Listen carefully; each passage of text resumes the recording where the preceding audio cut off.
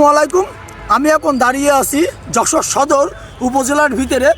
যেখানে দাঁড়িয়ে আছি এখানে একটা মডেল মসজিদ হবে। কিছুদিন আগে মডেল মসজিদের কাজ শুরু হয়েছিল, পাইলিংয়ের কাজ করছিল, বালি ফেলানোর। এই যে আমি যেখানে দাঁড়াইছি এখানে বিরাট বড় একটা পুকুর ছিল, পুকুরটা বালি দিয়ে ভরাট করে ফেলাইছে। আর কিছু অংশ আছে, এটি হলো সদর উপজেলার একটা পুকুর থাকে প্রতিটা উপজেলায়। এই পুকুরটা রাখবে বলে পুরোটা ডুবিনি।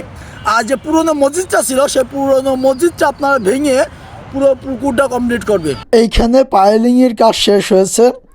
এই ফাঁকা জায়গাটা এখন হবে আমাদের যশোরের মডেল মসজিদ। খুব সুন্দর মডেল মসজিদ হবে। পুকুরের যে বাকি অংশটুকু বাকি ছিল সেই বাকি অংশটুকু কিছুটা পানি আছে, তা পানিটা এতটা নিচেল দেখতে মন চাচ্ছে।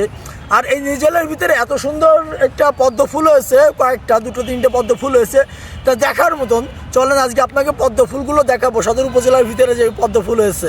বর্তমানে এখন ছোট্ট একটি গর্ত হয়ে গেছে, কিন্তু এখানে এত সুন্দর পরিষ্কার পানি, আর পরিষ্কার পানির ভিতরে হয়েছে পদ্ম ফুল, দেখতে অসাধারণ লাগছে।